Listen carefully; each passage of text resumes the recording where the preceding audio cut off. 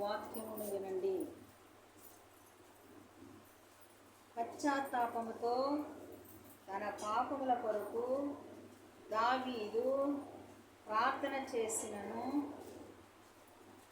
ఆరు శుద్ధీకరణము కొరకు ఆయన ప్రార్థన కొనసాగినది. దావీదు దేని కొరకు ప్రార్థన చేశాడు? పాపములను విడిపించుకొనుట కొరకు, పాపములను కడుగుకొనుట కొరకు, దేవునితో కలిసి జీవించుటకు పాపమనే ఒక పాత్ర అడ్డముగా ఉన్నది కనుక ఆ పాత్రను తొలగించుకోవటానికి దావీదు పశ్చాత్తాపముతో ప్రార్థన చేశాడు. హల్లెలూయా. దావీదు పశ్చాత్తాపముతో ప్రార్థన చేశాడు పాపమును విడిపించుకోవటానికి. మనము తల్లి గర్భము నుండి పాపులమే అయినను ఆయనకి పరిశుద్ధమైనది ఒకటి ఉన్నది మనలో. ఏంటది? హృదయం. ఆయనకు కావాల్సిందేంటి? హృదయం.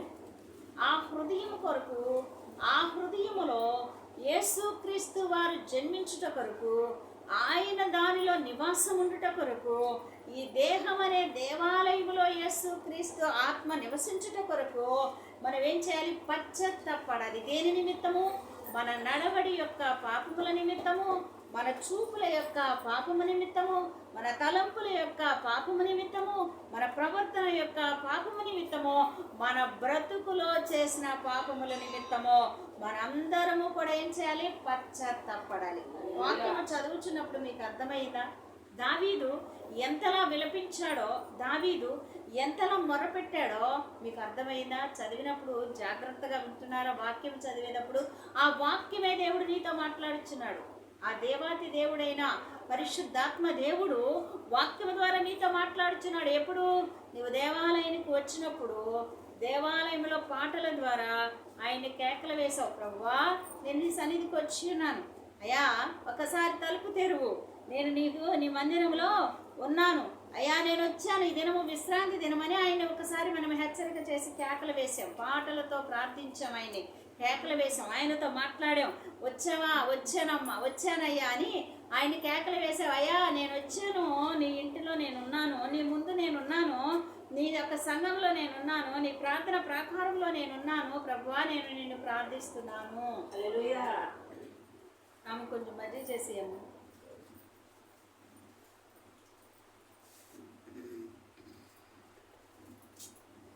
అని దావీదు అక్కడ శుద్ధీకరణ చేసుకుంటున్నాడు, తన హృదయాన్ని శుద్ధీకరణ చేసుకుంటున్నాడు. ఎందుకు? పరిశుద్ధునికి మనకు పాపం అనే అడ్డుతెర ఉన్నప్పుడు మనం ఎంత ప్రార్థించినా ఆయన మన ప్రార్థన ఆలకించడండి. ఎందుకని? మనలో మార్పు జరగనప్పుడు మన ప్రార్థన ప్రభు దగ్గరికి వెళ్ళదు. మన పెదవులు ఇక్కడే ప్రార్థిస్తూ ఉంటే మన ప్రార్థన మన చుట్టూనే ఉంటుంది, అది ఉపయోగం లేదు, అది దాని వలన మనకి కనికరము రాదు. కాబట్టి దేవాది దేవుడు తండ్రి కుమార పరిశుద్ధాత్మ నామములో నీ ప్రార్థన నా ప్రార్థన వినాలి అంటే మనం ఏం చేయాలి? పరిశుద్ధత కలిగి ఉండాలి, శుద్ధీకరణ కలిగి ఉండాలి. దేవుని యందు మనము కృతజ్ఞత కలిగి పాపములను ఒప్పుకోవాలి. కొంతమందికి నువ్వు చేసేది కరెక్ట్ కాదు, నువ్వు నడిచేది కరెక్ట్ కాదని వాక్యమైన దేవుడు ఎత్తి చూపినా కూడా ఏం కలుగుద్ది? వ్యసనము కలుగుద్ది, చిరాకు కలుగుద్ది.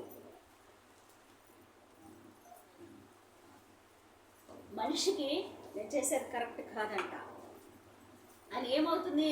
రోషం పుడుతుంది. ఎందుకని?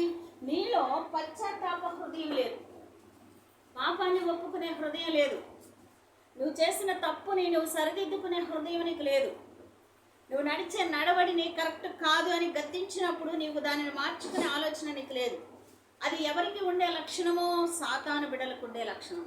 అంటే వారికి పశ్చాత్తాపం ఉండదు. ఇక చెడు చేసినా, దేవుని మాట ధిక్కరించినా, దేవునికి దూరస్తులైనా, పదవులతో ఏదో ప్రార్థిస్తారే కానీ వారు మంచి నడవడిలోనికి రాలేరు అనమాట. అటువంటి క్రైస్తవులు ఎంతోమంది భూలోకంలో చాలామంది ఉన్నారు. ఒకవేళ వాక్యమైన దేవుడు సూటిగా ఇక్కడ నేను గద్దించాడు అనుకో, అప్పుడు నువ్వేం చేస్తావు? ఎక్కడి నుండి లేచి మరొక స్థానానికి వెళ్తావు. అక్కడ మాట్లాడేది ఆయన కాదా? అక్కడ విసురుచున్నది ఆ ఖడ్గం కాదా? అక్కడ బోధించుచున్నది ఆ శక్తి కాదా? సమస్తము ఎక్కడైనా ఒకటే. కానీ ఆ రోజు ప్రభు నీతో మాట్లాడటానికి ఇష్టపడి ఆ వాక్యం అనే ఖడ్గం నీ వైపు దూచుకుని వెళ్ళింది.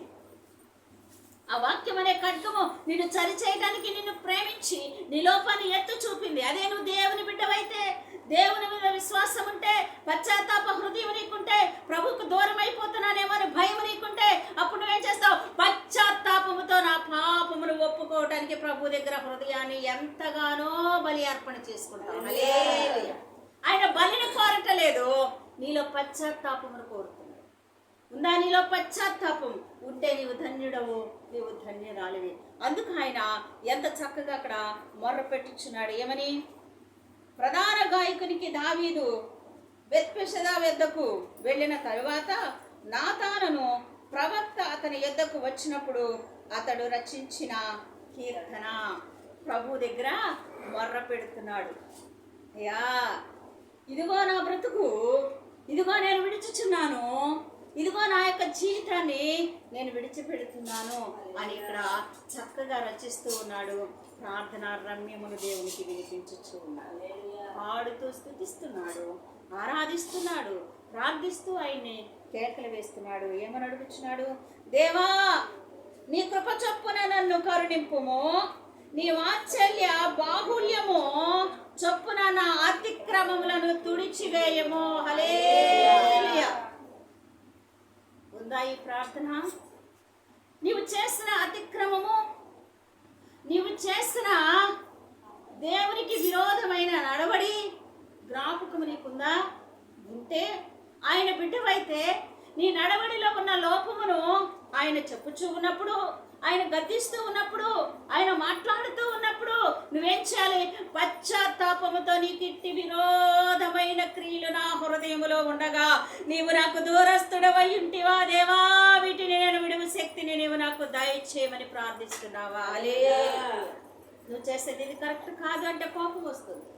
అది నేను చెప్పను, వాక్యమైన దేవుడు వాక్యములో రేపు పొందుకపరిచి ఉన్నాడు. నీ లోపము, నీ పాపము, నీ శాపము, నా దోషము, నా పాపము, నా రోత బ్రతుకు సమస్తము జీవ గ్రంథమందు లెక్కించబడి ఉన్నది. హల్లెలూయా. నీకు అనుకూలముగా భూలోకములో అందరూ సరిగా ఉంటే ఆ ప్రేమ, ఆ లయ, ఆ ఉత్సాహము అవి నీకెంతో మాధుర్యము. కానీ ఇక్కడ అలా కుదరదు. ఈయన ఎవరు? పరమ వైద్యుడు. నీ రోగము పోవాలంటే ఏం చేయాలి? పశ్చిమ చేయాలి. నీ పాపము కడగాలంటే ఇక్కడ ఏం చేయాలి? పశ్చాత్తాపము కావాలి. హల్లెలూయా. కోపము నీకు తగదు, వ్యసనము నీకు తగదు, రోషము నీకు తగదు, హెచ్చరిక నీకు తగదు, అనేకమైన పాపపు ఉత్సాహములు నీకు తగవు. ఆయనలో ఉన్నవారు ఎలా ఉండాలంటే పశ్చిమ చేసే రోగముతో సచ్చివరలా బ్రతకాలి. అదే జీవ పునరుత్థానము కలిగిన దేవుని యొక్క మహిమ. ఈరోజు నీతో నాతో ఆయన ఎందుకు మాట్లాడుచున్నాడో తెలుసా? పాతవి గతించిపోచున్నవి, ఇంకనూ కాలము గతించిపోతున్నది. కానీ వారిని బట్టి నువ్వు మారుతున్నావా? నిన్ను బట్టి నీ జనులు మారుతున్నారా ప్రభు? నిజమే కదా. అసలు మిమ్మును బట్టి నేనెందుకు మారాలి? మిమ్మును బట్టి నేనెందుకు మారాలి? దేవుడు ప్రేమామయుడు. అందుకు ఆ ప్రేమ ఇంకా తెలుసుకుంటావు, ఆ ప్రేమ ఇంకా రుచి చూస్తావు, ఆ ప్రేమ ఇంకా పొందుకుంటావు, ఆ ప్రేమతో ప్రభు పాదాలు పట్టుకుంటావని ఎంతవరకు దేవుడు తగ్గించుకొని బ్రతకమన్న ఆ యొక్క మాటలకు హృదయం ఏం చేస్తుంది? తగ్గింపులోకి వెళ్ళిపోతూ. హల్లెలూయా. ఎందుకు మారాలి? నీకోసం నేను దేవుని యొక్క ప్రేమను నువ్వు పొందుకోవాలని నేను మారాలి.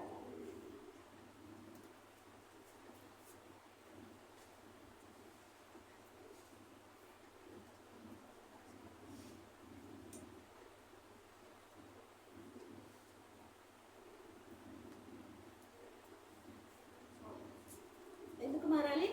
దేవుని యొక్క ప్రేమను పొందుకోవటం కోసం. అని నేనంటే నువ్వు ఆయన వైపు చూడగలవా? నువ్వు ఆయనతో నిలబడగలవా? నువ్వు ఆయనతో నడవగలవా? లేదు. అయితే ఇక్కడ తగ్గింపు నీలోకి ఎప్పుడు వస్తుంది? పశ్చాత్తాపం కలిగినప్పుడు. పశ్చాత్తాపము కలిగి పాపాన్ని ఒప్పుకొని విడిచిపెట్టి గద్దింపుకు లోబడి దేవునికి భయపడినప్పుడు నీలో పశ్చాత్తాపం వస్తుంది. ఆ పశ్చాత్తాపం వలన నీలో నువ్వు తగ్గించుకుంటావు. మనుషులలో ఘనతనెప్పుడు కోరకు, మనుషులలో గొప్పనెప్పుడు కోరకు, మనుషుల గౌరవం ఎప్పుడు కోరుకోకు. నీకు ఎక్కడుండాలి నిజమైన గౌరవం? దేవునిలో ఉండాలి. ఎక్కడుండాలి నీకు నిజమైన ఘనత? దేవుని దగ్గర ఉండాలి. ఎక్కడుండాలి నీకు నిజమైన గౌరవము? దేవుని దగ్గర ఉండాలి. ఆయన రాజ్యము స్థిర రాజ్యము, ఆయన వాక్యము స్థిరత్వము కలిగిన వారికి దీవెనగా నడవబడటానికి కృప చూపుచున్న మార్గం. ఈ మార్గములో ఉన్న విలువ గౌరవాన్ని నువ్వు పొందుకుంటే ఎన్నడూ విలువలేని నీ జీవితానికి ఒక విలువ కలుగుతుంది. ఎన్నడూ నువ్వు బలహీనముగా ఉన్న నీకు ఒక బలము కలుగుతుంది. ఎన్నడూ దుఃఖముతో ఉన్న నీకు ఒక మేలు కలుగుతుంది. ఆ దుఃఖములో నీకు ఒక సంతోషము ఆనందము కలుగుతూ ఉంది. అందుకు ఈయన దగ్గర మనము పశ్చాత్తాపడాలి. అందుకు ఆయన మాట మనము వినాలి. ఈయన ఎవరు? రెండంచుల వాడి గల ఖడ్గము. ఆయన ఎటైనా కొయ్యగలడు. నిన్ను నన్ను మనందరినీ కొయ్యగలడు. నాలో లోపం లేదా? ఇక్కడ దావీదే ఒప్పుకుంటున్నాడు, నేనే పాటి దానిని. ఆయన యందు అందరము కూడా పశ్చాత్తాపము కలిగి ఉండాలి. కొంతమందికి ఈ లోకములో పశ్చాత్తాపడుట కంటే లోక మొఖమాటం ఎక్కువ, లోకము యొక్క మొఖమాటము ఎక్కువ. ఆ లోకపు మొఖమాటము, ఆ లోకపు ఇచ్చ నిన్ను దేవుని ప్రేమను పొందుకొనిదండి. అది గుర్తుంచుకోండి. దేవుని ప్రేమను పొందుకొనియదు. అందుకే ఆయన అంటూ ఉన్నాడు, చూడు, కీర్తన 85:7 ఆయన చెప్పుచాడు. చూడు, కీర్తన 85:7 టక్ తీసుకోవడం నేర్చుకోండి. యెహోవా నీ కృప మాకు కనపరచుము, నీ రక్షణ మాకు దయచేయుము. దేవుడైన యెహోవా సెలవిచ్చు మాటను నేను చెవిన పెట్టెదను. ఆయన తన ప్రజలతోనూ తన భక్తులతోనూ శుభవచనము సెలవిచ్చును. ఆమేన్. ఏం చేస్తున్నాడు? శుభవచనము కలిగించుచున్నాడు. ఇక్కడ ఏమంటున్నాడు? కనికరింపుము, నీ వాత్సల్య బాహుళ్యమును చొప్పున నా అతిక్రమములను తుడిచివేయము. అక్కడ ఏమంటున్నాడు? దేవా, చదువు.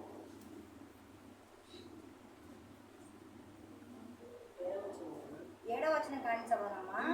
యెహోవా నీ కృప మాకు కనుపరచుము. దేవా, మా పాపములు మా అతిక్రమములు తుడిచిపెట్టి నీ కృపను మాకు కనపరచుము.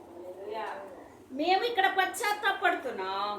ఈ పశ్చాత్తాపము పాపము తుడిచిపెట్టబడిందని నీ కృపను మాకు కనపరచుము.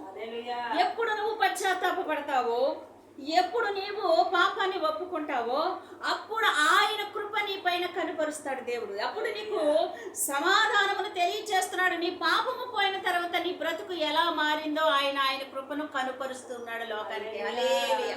ఇప్పుడు పాపము చేసిన నేను, ద్రోహము చేసిన నేను, దేవునికి విరోధినై బ్రతికిన నేను పాపమును ఒప్పుకొని విడిచిపెట్టినప్పుడు ఆయన ప్రేమించి పాత్రను కడిగి ఆయన కృపలో నన్ను వాడుకుంటున్నట్లు ఎలాగో మీకు కనిపిస్తూ ఉన్నానో ఆయన కృప ఇప్పుడు కనిపిస్తూ ఉంది. ఈ పాపి నా కొరకు పని మనిషిగా పనికొచ్చింది. ఒక రాజు ఇంటిలో, ఒక అధిపతి ఇంటిలో, ఒక సర్వాధికారి ఇంటిలో, ఒక సృష్టి యావత్తుకి అధికారి ఇంటిలో పని మనిషిగా పనికొచ్చిందంటే ఆమెకున్న గుణము లక్షణాలన్నీ విడిస్తేనే కదా ఆ ఇంటిలో ఆ పని మనిషిని చేర్చుకుంటారు. దొంగతనం ఉంటే ఆ పని మనిషిని చేర్చుకుంటాడా? లేక వ్యామోహం ఉంటే ఆ పని మనిషిని చేర్చుకుంటాడా? లేకపోతే ఆ పని మనిషికి వారింట్లో ఉన్న వాటి కొరకు ఆకర్షణ, ఆ పని మనిషి ఆ అనేకమైన చెడు హృదయం కలిగి ఉంటే, ఒక అధిపతి, ఒక గౌరవ ప్రభావం కలిగినటువంటి ఒక రాజు ఆ ఇంటిలో అనేకమైన మరి రోత బ్రతుకు కలిగిన పని మనిషిని ఆ ఇంటిలో ఉండనిస్తాడా? ఉండనీయుడు. ఆ పని మనిషి దొంగతనమును, మోసమును, అనేకమైన పాపకరమైన జీవితాన్ని విడిచి దీన మనస్సులోకి వెళ్ళిపోయి చచ్చి బ్రతికినప్పుడు ఆ పని మనిషికి ఆయన తెలియచేసినాడు, ఇదిగో ఒక మార్పు చెందినటువంటి పని మనిషి. ఈమె పని మనిషి, ఈ పని మనిషి గొప్ప మార్పు చెందింది. ఈ పని మనిషి గొప్ప మార్పు చెందాడు. ఇదిగో కడగబడిన పాత్ర, ఇదిగో పాపమును విడిచిన వ్యక్తి, ఇదిగో పాపము నుండి విడుదలను పొందిన వ్యక్తి అని ఆయన కృప భూలోకానికి ఆ మనుషుని ద్వారా కనపరుస్తూ ఉన్నాడు. అలాగే నీవు మార్పు చెందితే ఆయన కృపను ఎడల కనుపరుస్తాడు లోకములో. నీకు అప్పుడు కలుగుచున్నది నిజమైన సమాధానం.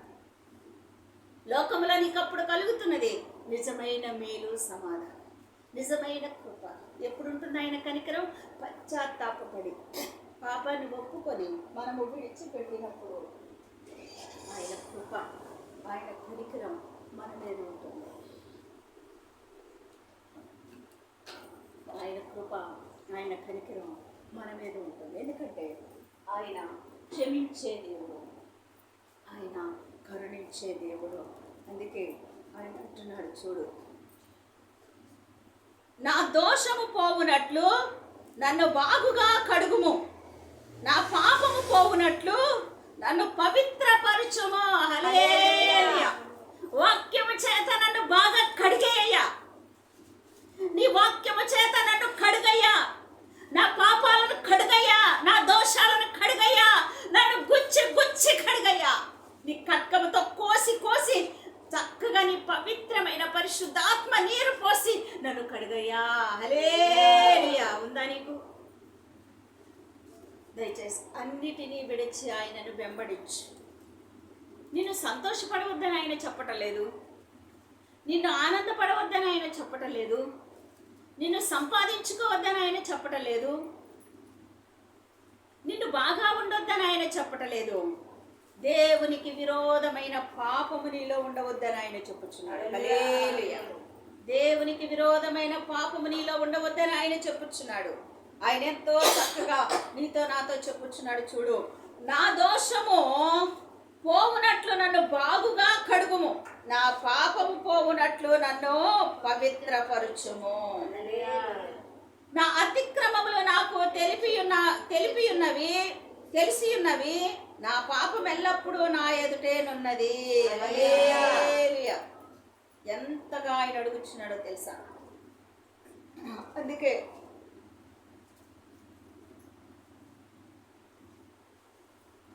దావీదు కీర్తనలో, దానియేలు గ్రంథములో 9:19లో ఆయన ఒక మాట మనకి క్షమాపణ కొరకు వెదుకుటలో ఆయన ఎంతో మనకి ప్రేమ చూపుతాడు. చూడు, దానియేలు గ్రంథము 9:19లో ఒకసారి మనం చూద్దాం.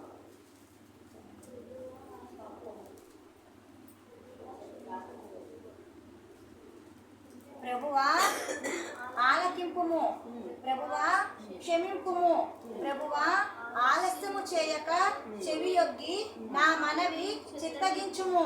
నా దేవా, ఈ పట్టణమును ఈ జనమును నీ పేరు పెట్టబడినవే, నీ ఘనతను బట్టియే నా ప్రార్థన వినమని వేడుకుంటిని. హల్లెలూయా. ఏమంటున్నాడు ఆయన?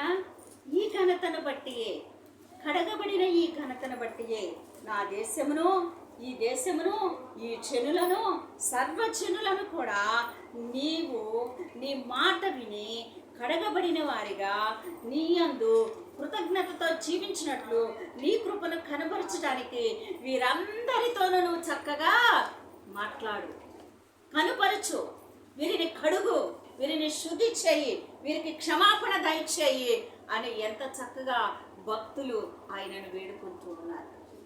అనేక మంది భక్తులు ఆయనను వేడుకుంటున్నారు. ఆయన అంటున్నాడు, చూడు, నా అతిక్రమములు నాకు తెలిసి ఉన్నవి, నా పాపం ఎల్లప్పుడూ నా ఎదుటనున్నది, నీకే విరోధముగా నేను పాపము చేసి ఉన్నాను, నీ దృష్టి ఎదుట నేను చెడుతనమును చేసి ఉన్నాను. కావున ఆజ్ఞ ఇచ్చినప్పుడు నీవు నీతిమంతుడుగా అగుపడదు, తీర్పు తీర్చినప్పుడు నిర్మలుడుగా అగుపడదు. నీకు ఆజ్ఞ ఇచ్చినప్పుడు ఆయన నీతిమంతుడిలాగా అగుపడుచున్నాడు, ఆ తర్వాత ఆయన నీకు తీర్పు తీర్చినప్పుడు నిర్మలుడుగా అగుపడుచున్నాడు. నీకేదైనా ఒక మేలు జరిగితే ఆయన గొప్పవాడిగా కనిపిస్తాడు. ఒకవేళ నీకు కావాల్సింది కొంచెం ఆలస్యం అయితే నీకు అవిశ్వాసిగా కనపడుతుంది.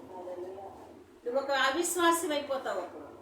కానీ దేవుడు ఎప్పుడూ మేలు చేయవాడు. ప్రతి ఉదయం నీకు ఇస్తున్నాడు, ప్రతి సాయంత్రం నీకు ఇస్తున్నాడు, ప్రతి దినము నీకు ఆహారం ఇస్తున్నాడు, నీ ప్రాణాన్ని కాపాడుతున్నాడు. ఈ ప్రాణమే లేకుంటే నీ కట్టి ఏమీ చేయలేదు, ఈ లోకాన్ని చూడలేదు, ఈ లోకంలో ఏదియో వినలేదు. కాబట్టి ఈ కట్టిలో ప్రాణం ఉంట, ఈ దీపము వెలుగుట ఎంతో గొప్ప కార్యము ప్రతి దినము. హల్లెలూయా.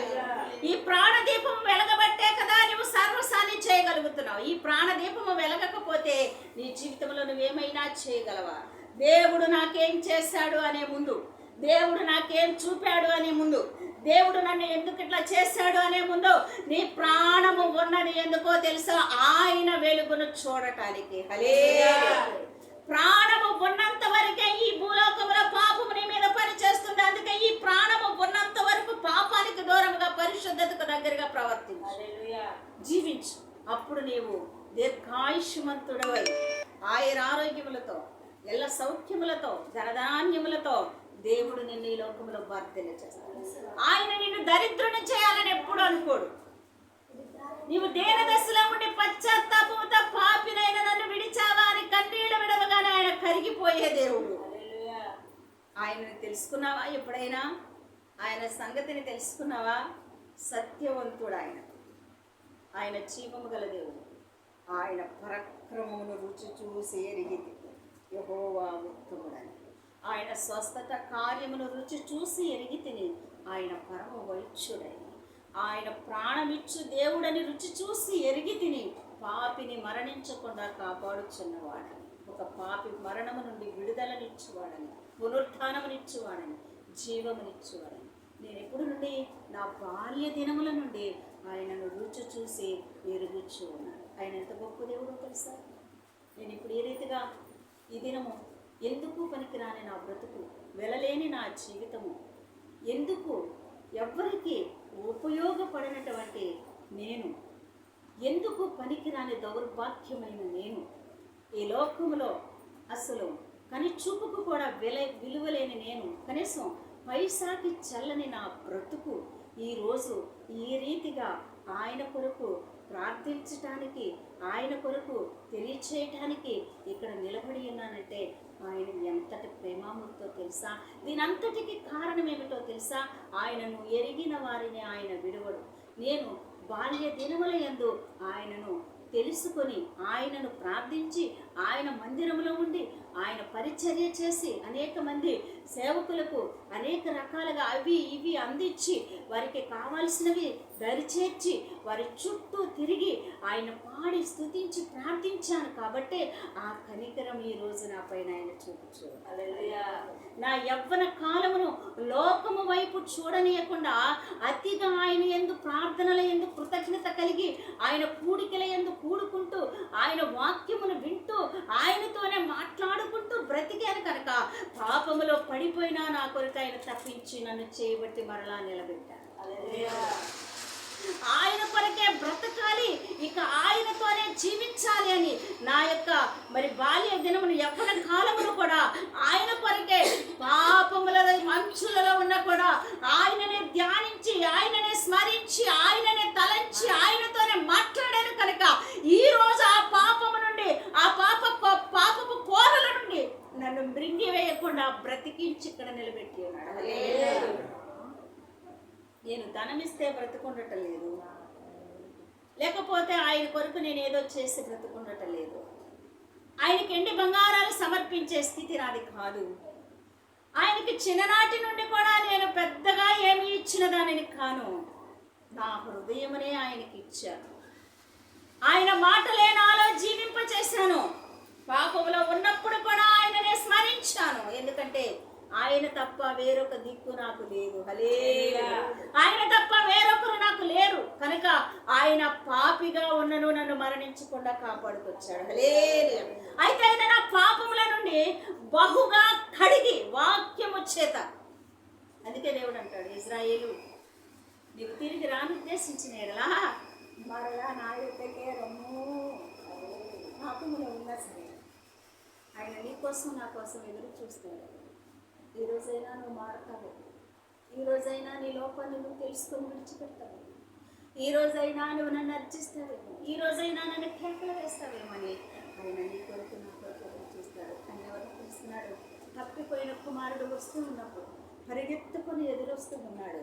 ఏ కూరల్లో చిక్కుకుండా ఆ బిడ్డను కాపాడుకోవడానికి.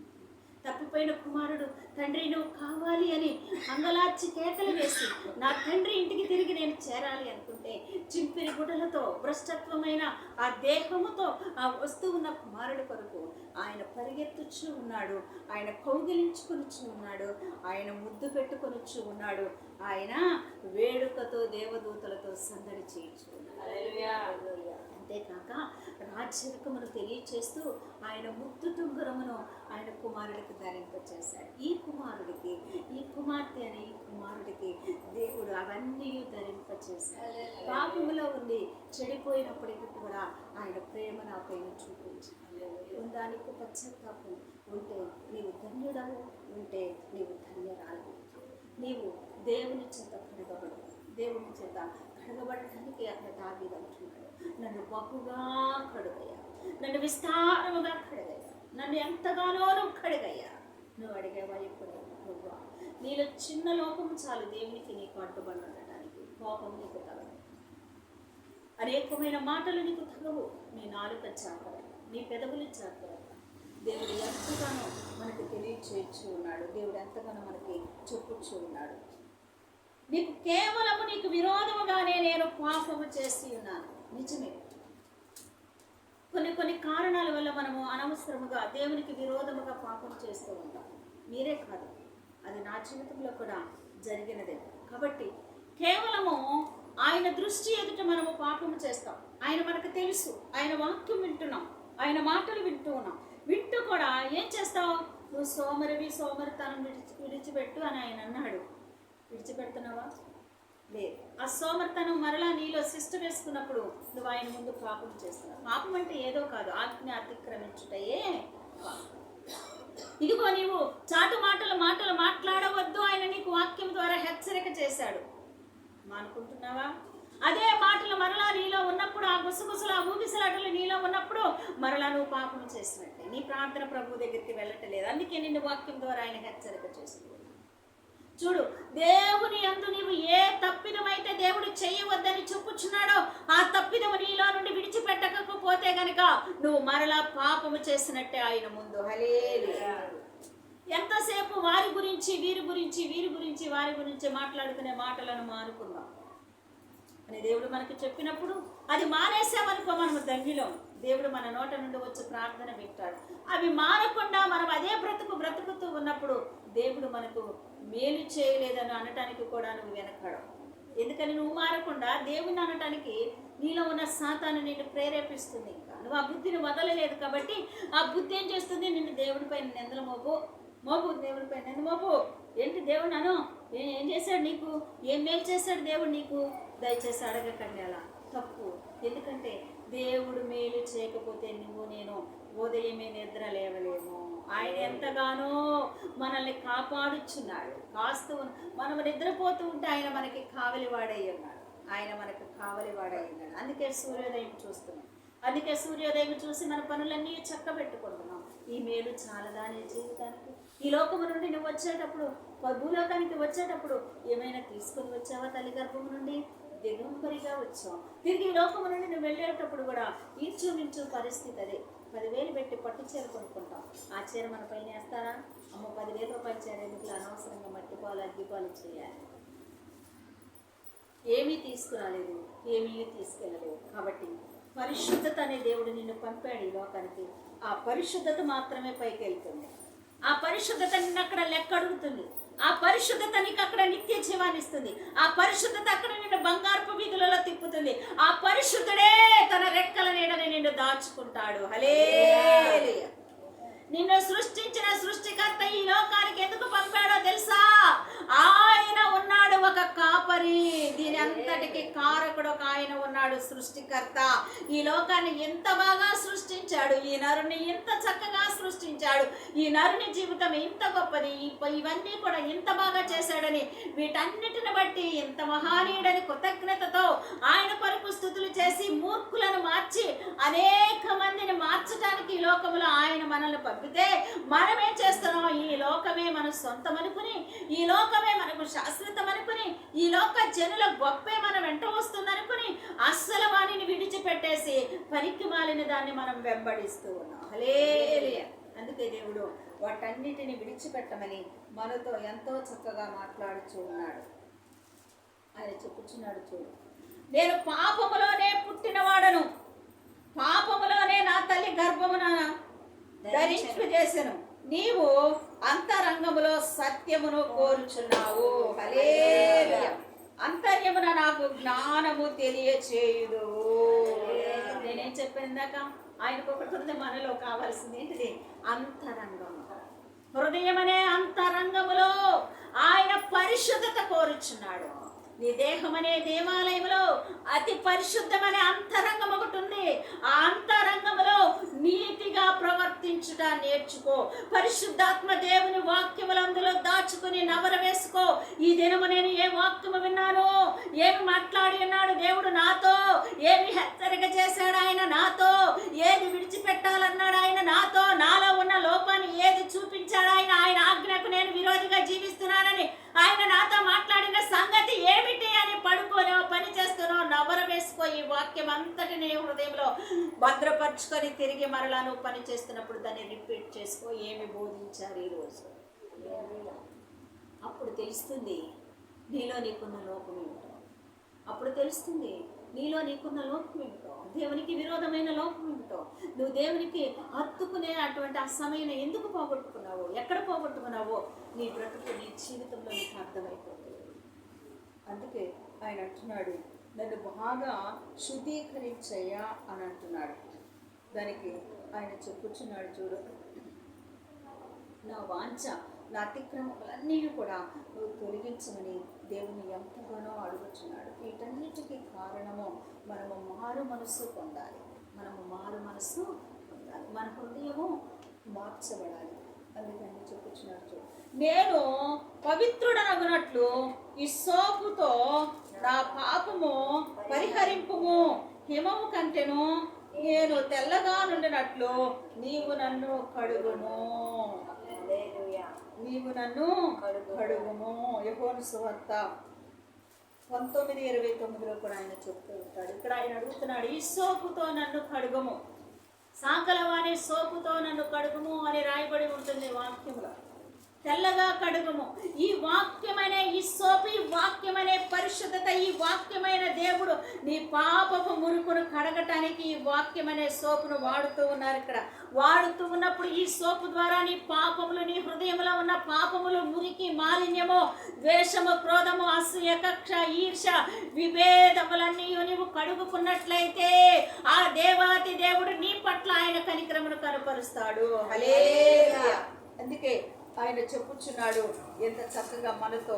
యోహాను సువార్త 19:29 చిరకతో నిండి ఉన్న ఒక పాత్ర అక్కడ పెట్టి ఉండెను గనుక వారు ఒక స్పాంజీ చిరకతో నింపి హిస్సోపు పుడకకు తగిలించి ఆయన నోటికి అందించిరి. యేసు ఆ చిరక పుచ్చుకొని సమాప్తమైనదని చెప్పి తల వంచి ఆత్మను అప్పగించెను.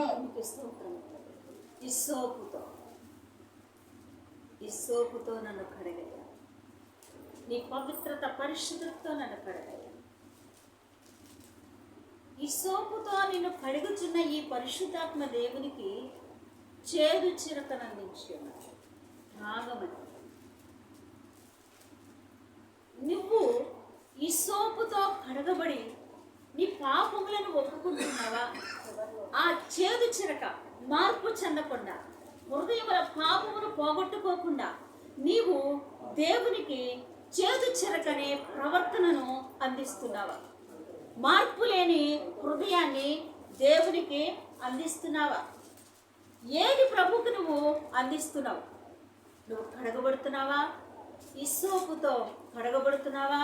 పరిశుద్ధాత్మ దేవుని యొక్క వాక్యముతో కడగబడుతున్నావా? ఈ వాక్యమైన దేవుడు నీతో మాట్లాడుతున్నప్పుడు నీ లోపాన్ని ఒప్పుకొని విడిచిపెడుతున్నావా?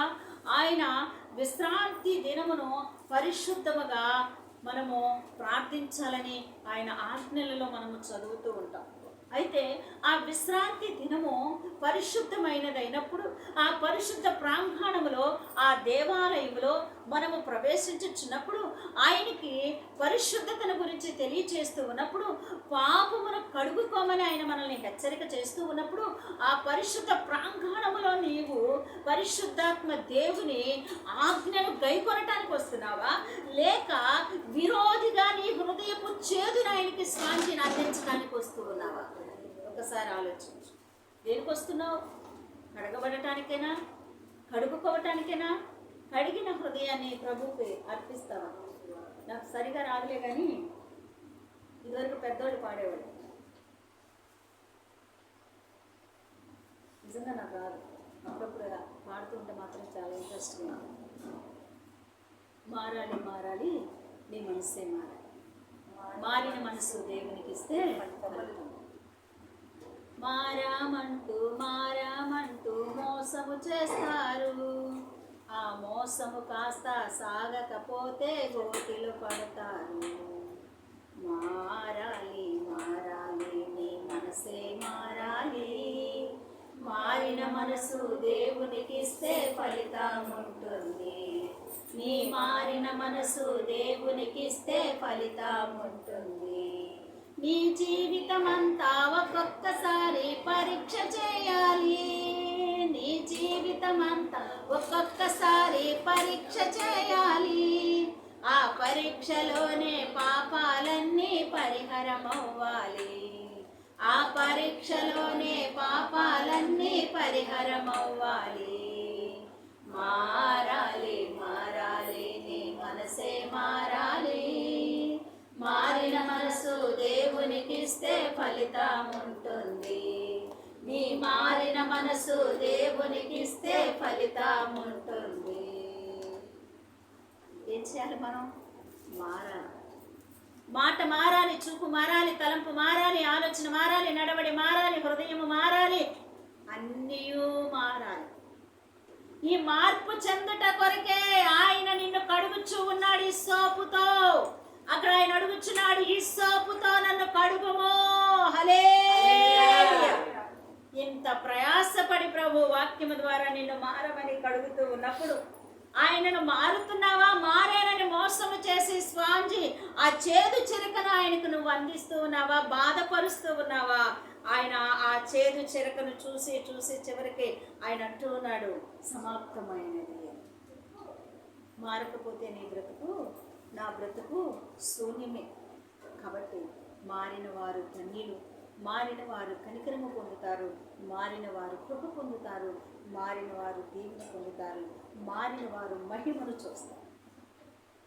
ఆయనలో గొప్ప మహిమను చూస్తారు. అందుకే ఆయన అంటున్నాడు, చూడండి, నేను పవిత్రుడనగునట్లు హిస్సోపుతో నా పాపము పరిహరింపుము, హిమము కంటేను నేను తెల్లగా నుండినట్లు నీవు నన్ను కడుగుము, ఉత్సాహ సంతోషములు నాకు వినిపింపుము, అప్పుడు నీవు విరిచిన ఎముకలు హర్షించును.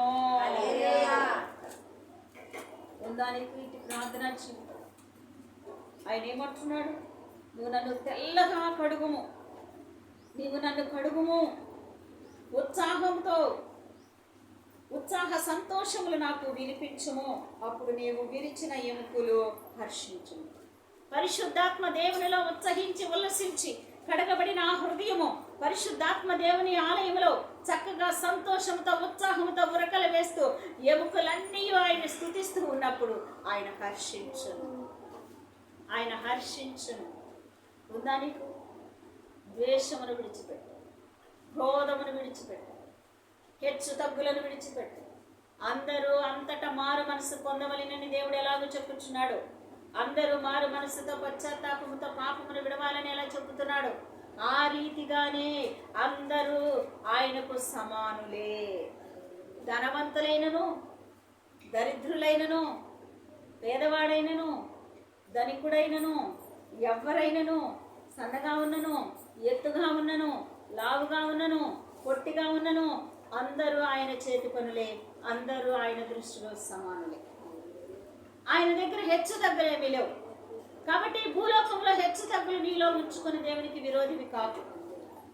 ఆయన మనుషులను చేసిన మహానీయుడు, సృష్టికర్త, సృష్టికి అధిపతి. ఈ సృష్టిలో ప్రతి వారిని చేసింది ఆయనే.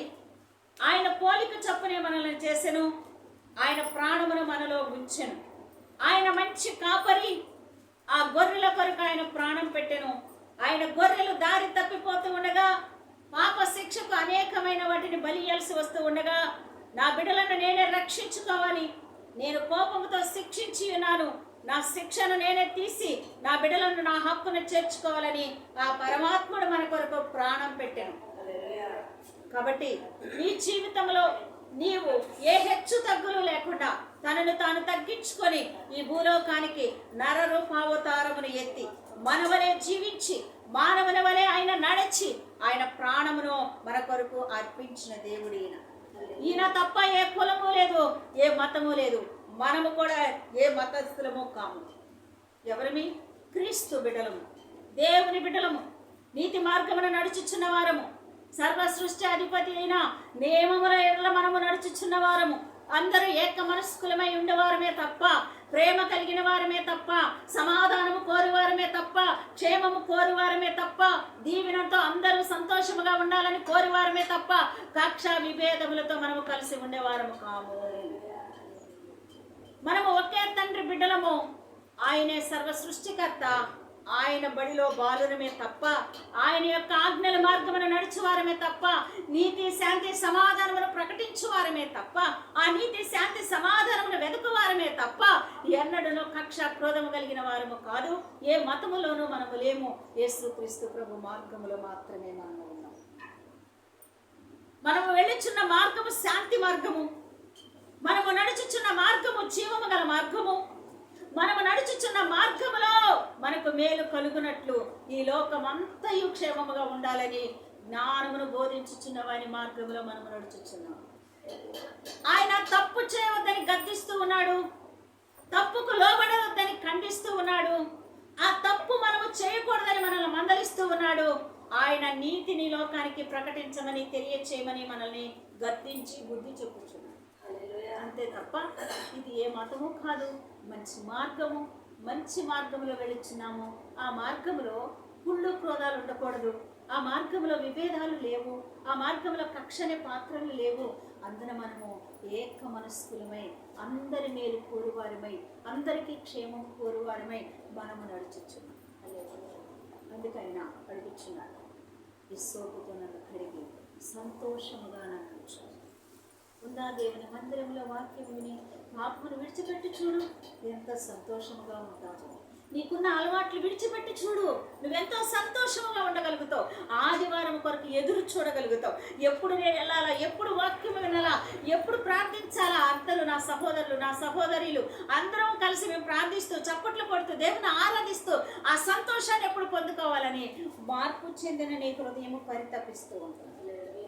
ఎప్పుడైతే నువ్వు ఈ లోకాన్ని విడిచిపెడతావో, ఎప్పుడైతే ఈ లోకంలో పాపాలు దేవునికి విరోధమైన క్రియలను విడిచిపెడతావో, అప్పుడు 6 దినములు నీ ఇష్టానుసారమైన బలము దేవుడు నీకు ఇచ్చి చక్కగా పనిచేసుకొని 7వ దినము మా అన్నయ్యలు, మా అక్కలు, మా చెల్లెళ్ళు, మా పిన్నులు, మా తల్లులు, మా బంధువులు అందరూ కూడా ఆలయానికి వస్తారు. ఆ ప్రాంగణంలో పరిశుద్ధత ప్రకాశిస్తూ ఉంటుంది. ఆ ప్రకాశించే ఆ మార్గంలో మేము ఆనందంతో, సంతోషంతో, ఉత్సాహంతో మా ఎముకలు అన్నీ గంతులు వేయాలనే ఆలోచన నీకు కలుగుతుంది. ఎప్పుడు దేవునికి విరోధమైన క్రియలు విడిచిపెట్టినప్పుడు నేను కూడా సంతోషపడ్డాను. సున్నమేపిచ్చారు, నిరావళి వాళ్ళు ఎంత చక్కగా ఉంది, రంగులేపిచ్చారు. పిల్లలందరూ వచ్చి ఎప్పుడు చూసి అమ్మ భలేగుందని నాకు చెప్తారో, బిడ్డలందరూ నాకు చెప్తారు, అబ్బా బాగున్నాయమ్మా ఈసారి, చాలా బాగుందమ్మా, తలుపులు రంగులు బాగున్నాయని చెప్తారు. ఇదే ఆలోచిస్తూ ఉంటాను. ఎందుకని ఇది ఒక సంతోషం. దేవుని ఇల్లు బాగుపడుట సంతోషం. ఇంతటి దానికే నాకు ఎంత సంతోషం కలిగితే, నిజముగా మారు మనసు పొందిన బిడ్డలు నా సంఘములో ఉంటే నాకు ఇంకెంతటి సంతోషం కలుగుతుందో ఆయన ఆత్మ కూడా అంతే సంతోషిస్తుంది. హల్లెలూయా. దీని కొరకే ఇంతటి సంతోషం కలిగితే నువ్వు నిజ జీవితంలో మారు మనసు పొంది ప్రభు కొరకే ఉల్లసించి ప్రభు కొరకే ఆనందించినట్లయితే ఆయన నిన్ను బట్టి వేలాది దూతల మధ్యన బహు సంతోషపూరుడై నిన్ను దీవించవచ్చు, ఆనందించవచ్చు, ఉత్సాహించుచున్నాడు. నిన్ను ఘనపరచినట్లు లోకంలో నీకు ఒక మంచి పేరును దేవుడు దయచేస్తున్నాడు. కాబట్టి ఈయన వాక్యమును బట్టి నీ హృదయం మారితే, నీ జీవితము మారితే, నీ ప్రవర్తన మారితే, నీవు ఆయన కృప నీ ఎడల కనికరము ఆయన నీ ఎడల కనుపరుస్తాడు. అందుకు ఆయన చెప్పుచున్నాడు, చూడు 9లో కూడా ఆయన ఏం చెప్పుచున్నాడు, నా పాపములకు విముఖుడవు కమ్ము, నా దోషములన్నీ నీవు తుడిచివేయము. దేవా, నా యందు శుద్ధ హృదయమును కలుగ చేయము, నా అంతరంగములో స్థిరమైన మనసు నూతనముగా పుట్టించు. ఇప్పుడు యేసుక్రీస్తు వారు ఎక్కడ పుట్టాలి? నీ అంతరంగములో పుట్టాలి, నీ హృదయములో పుట్టాలి. పుట్టితే ఆయన నీ దోషములన్నిటినీ తొలగిస్తాడు, నీ సంకటములన్నిటినీ కుదురుస్తాడు. అందుకు ఆయన అంటున్నాడు, నా పాపములకు విముఖుడవు కమ్ము, నా దోషములన్నిటినీ తుడిచివేయము. దేవా, నా యందు శుద్ధ హృదయమును దయచేయము, కలుగ చేయము, నా అంతరంగంలో స్థిరమైన మనసు నూతనముగా పుట్టించు. నీవు నూతనముగా ఇప్పుడు ఈ విన్న వాక్యాన్ని బట్టైనా నీ పాపపు బ్రతుకుని విడిచిపెట్టేసినట్లయితే, నీ దోషముల మార్గములను విడిచిపెట్టేసినట్లయితే, ఆయన ఆజ్ఞల మార్గములను పరిగెత్తినట్లయితే, ఆ దేవాతి దేవుడు నీ హృదయములో తప్పకుండా జన్మిస్తాడు. ఆయన జన్మిస్తే ఆయన వెలుగు, ఆయన మహిమ నీలో ప్రకాశిస్తూ ఉంటది. కనుక నీ దగ్గరికి దుష్టుడు, పాపము ఏమాత్రము ఇక చేరనే చేర. ఆయన ఆజ్ఞలను ఉంటే, ఆయన మార్గములని ఉంటే, ఆయన రెక్కల నీడలను ఉంటే, ఆయన నీతోనే ఉంటాడు, నీలోనే ఉంటాడు. నీకు కావాల్సింది ఆయన దగ్గరుండి ఆయన నిన్ను మహిమతో నింపుతూ ఉంటాడు. హల్లెలూయా. కాబట్టి ఆయన ప్రార్థించినట్లు నువ్వు ప్రార్థించగలవా? ఇదిగో నీలో అమ్మ ఈ లోపం ఉంది, వదిలేసే దేవునికి విరోధం అన్నాం అనుకొని కోపం వస్తుంది.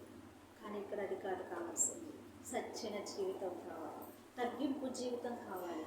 నిజమే, ఈ లోకం దేవునికి విరోధమైనదా అయితే దీన్ని నేను మరలా నాలోకి తెచ్చుకోకూడదు, మరలా నేను దీని కొరకు ఆలోచించకూడదు, మరలా ఈ పని నేను చేయకూడదు. దేవునికి విరోధం ఇది, నాకొద్దు అని ప్రార్థించినట్లయితే ఆ దేవాతి దేవుడు తన కనికరము నీ పట్ల చూపుతాడు, తన కృపను నీ పట్ల చూపుతాడు.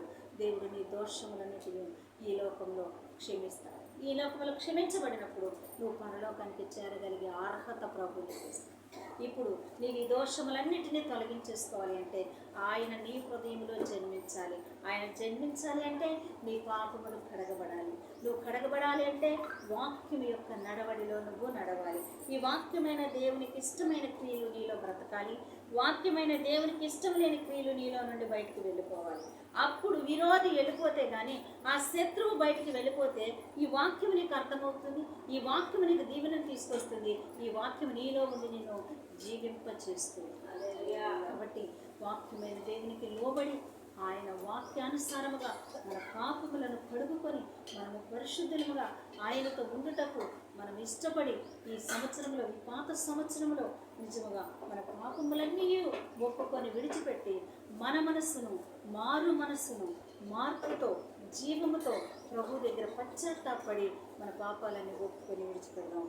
దేవుడు మనందరినీ పశ్చాత్తాపంతో మన పాపాలని మరి విడిపింపచేసి దేవుడు ఆయన వాక్యం చేత మరి రానున్న నూతన సంవత్సరంలో మనందరినీ కూడా ఆయన తిరిగి మరలా బ్రతికించను. దేవుడి మాట దీవించు.